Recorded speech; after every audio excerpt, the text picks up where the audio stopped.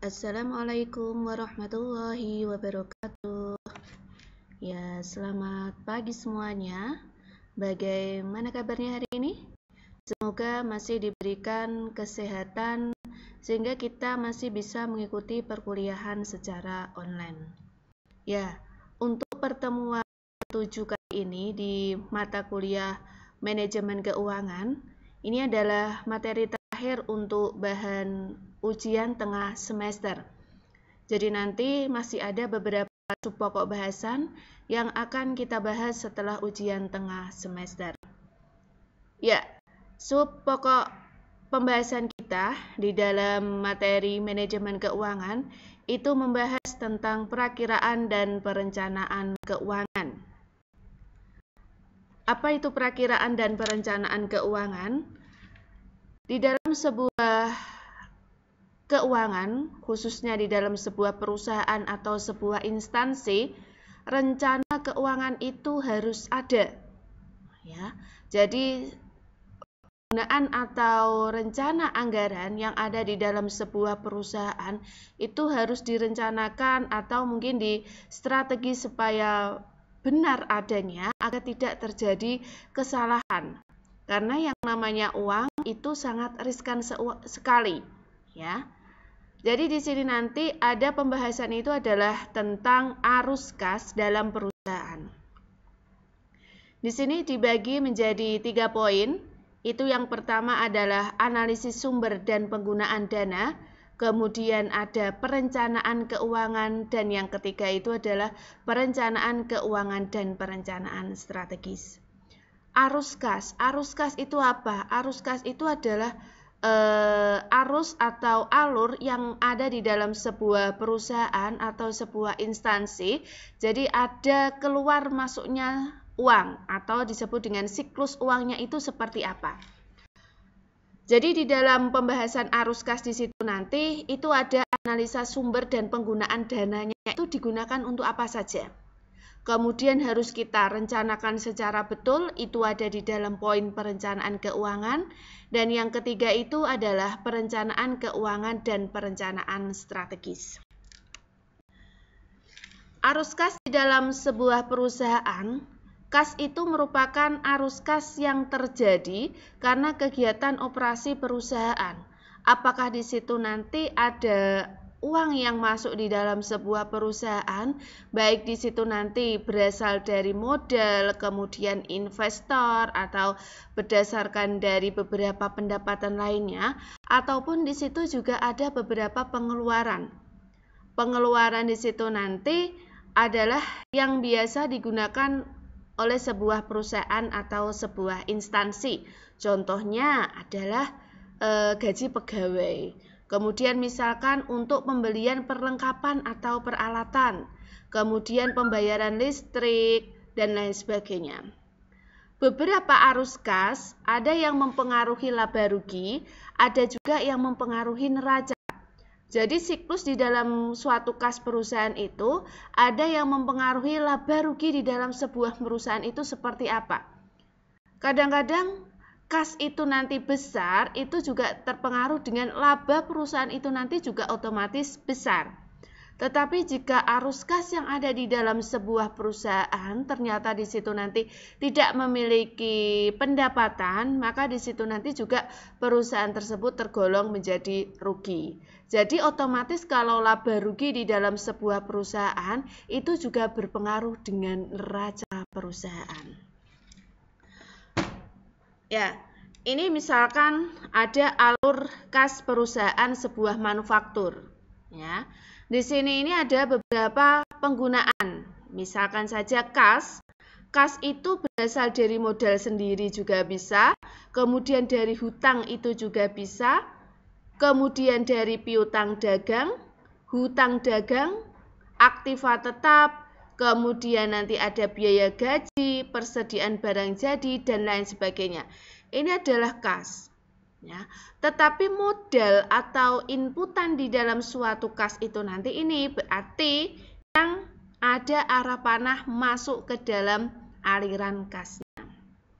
Tetapi di sini nanti jika ini nanti ada arah yang keluar, berarti digunakan untuk pengeluaran. Misalkan saja kita lihat di sini ada kas.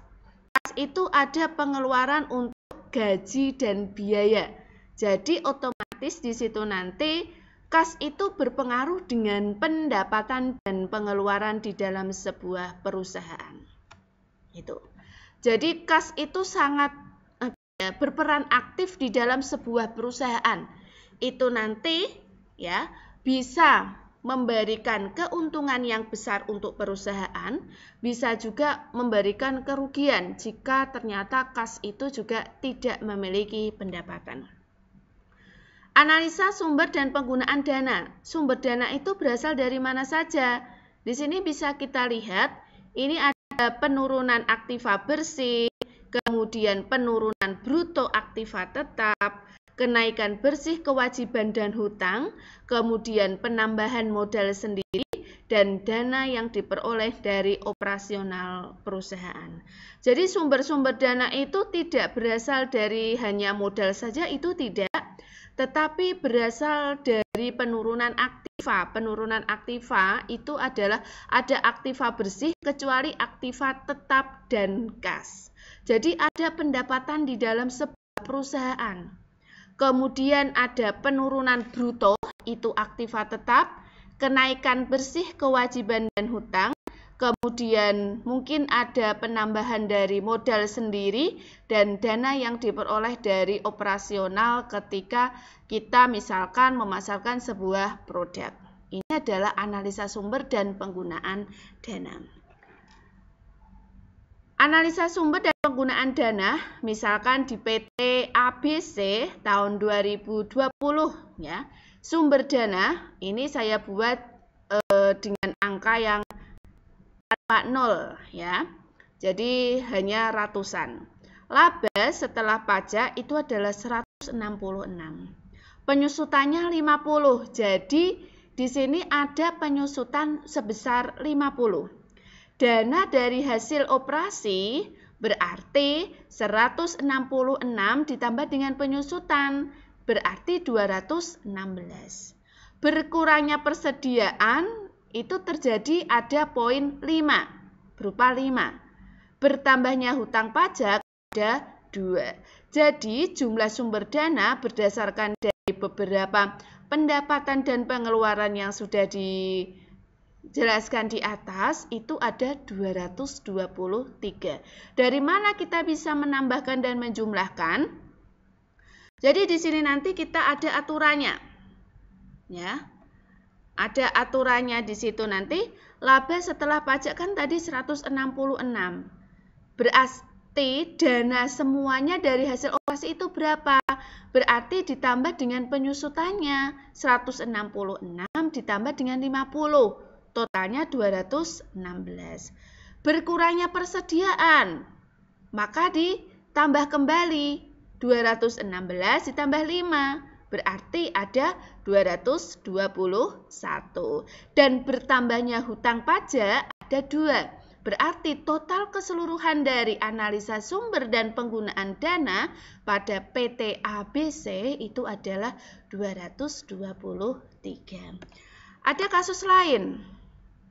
Ya, analisa sumber dan penggunaan dana PT ABC, penggunaan dananya misalkan ada pembayaran dividen, itu 87.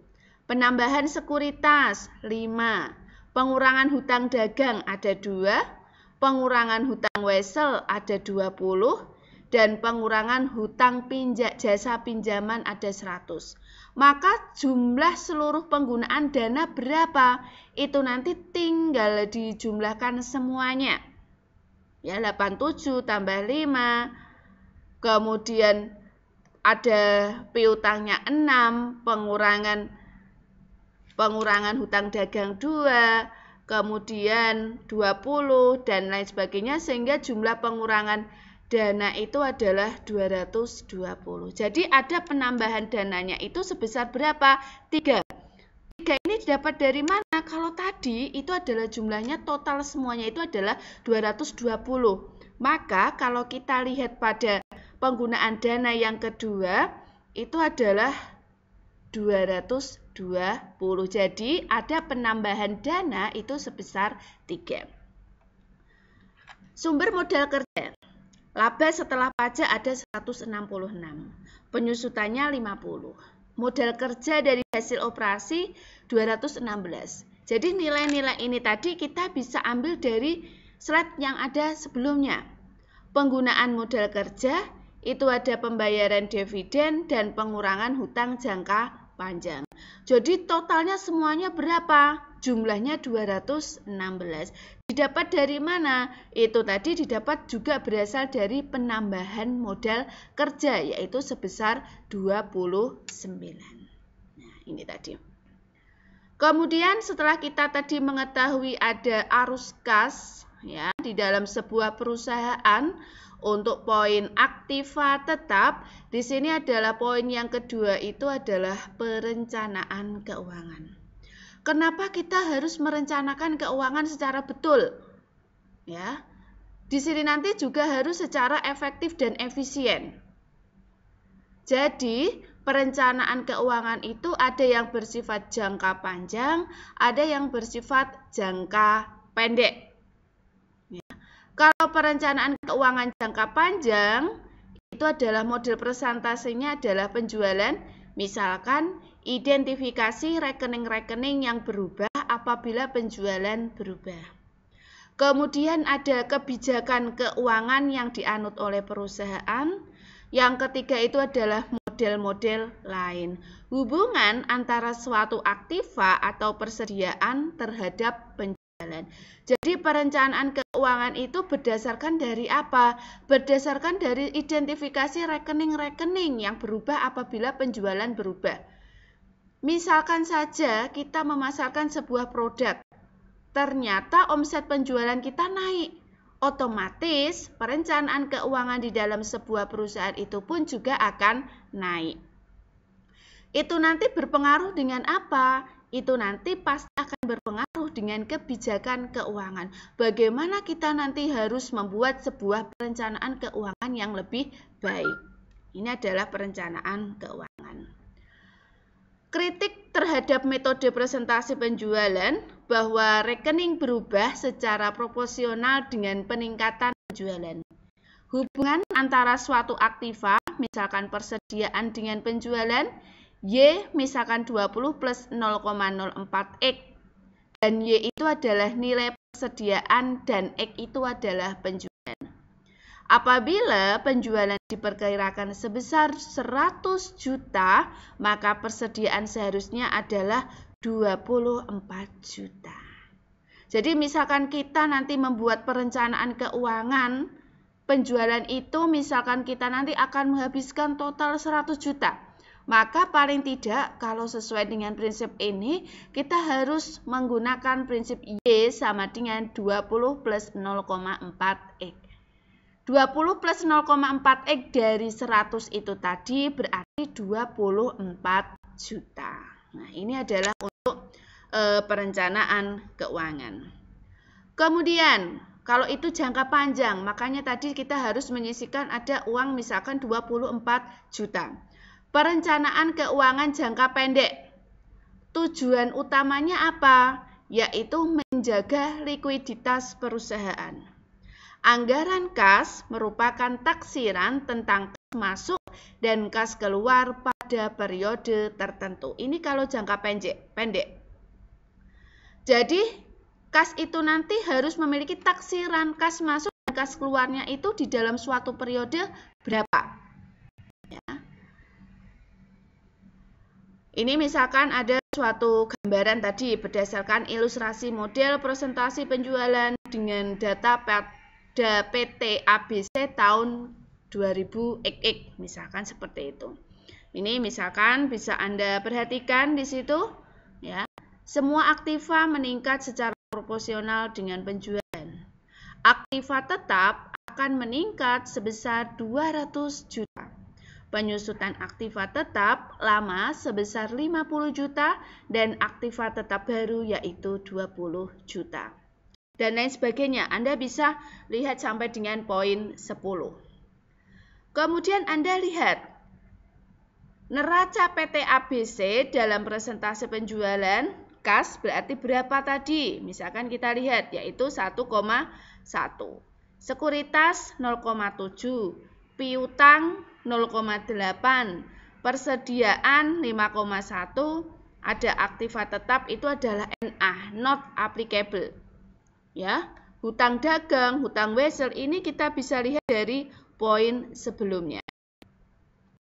Maka, model untuk menaksir laba setelah pajak tahun 2000 berapa plus 1. Itu adalah untuk menghitung menaksir labanya. Berdasarkan rumus apa? Ini kita bisa lihat, perhatikan. 375 dalam kurung 13,64% kali 2.750. Bunganya 0,175. Bu, ini didapat dari mana? Dari soal sebelumnya. Angka seperti ini. Jadi, sumber dana berasal dari mana? Yaitu ada laba yang ditahan, penyusutan, dan penambahan hutang. Ini adalah bagaimana cara kita menaksir laba. Sehingga kita bisa hitung laporan rugi laba performa pada PT ABC, ya, ada laba operasi, bunga, laba sebelum pajak, pajak sampai dengan nanti mendapatkan hasil itu adalah nilai buku aktiva tetapnya. Ya, ini berarti penambahan dari atas-atasnya. Ya, ini sampai dengan neraca. Ya. Kemudian perencanaan keuangan jangka pendeknya sebagaimana? Ini belakangnya sudah ada pembahasannya, nanti bisa Anda pelajari ya untuk perencanaan keuangan mulai dari Anda membuat sebuah laporan laba rugi dan juga membuat sebuah neraca. Ini nanti di akhir slide ya, ini adalah ada tugas kelompok ya, tapi tidak untuk minggu ini adalah untuk minggu depan. Jadi ini adalah tugas akhir sebelum Anda UTS. Jadi silakan Anda kerjakan untuk minggu depan dan minggu depannya nanti kita akan melaksanakan UTS online terlebih dahulu. Untuk tugas ini nanti yaitu bersifat kelompok. Silakan Anda nanti bisa membentuk kelompok Anda dengan jumlah maksimal 3 mahasiswa, kemudian kerjakan bersama dengan kelompok Anda. Itu ada latihan soal 2 dan 1 studi kasus.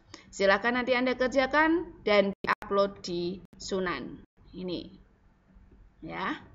Ada 3, jadi 2 soal sama 1 studi kasus. Tapi ini nanti tidak untuk dikerjakan untuk minggu ini, tetapi untuk minggu depan.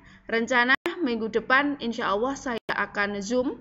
Ya, jadi itu nanti Zoom sebelum UTS untuk persiapan kita nanti melaksanakan ujian tengah semester. Ya, demikian penjelasan materi ke-7 dari saya. Semoga bisa memberikan manfaat kepada semuanya. Mohon maaf dan terima kasih. Wassalamualaikum warahmatullahi wabarakatuh.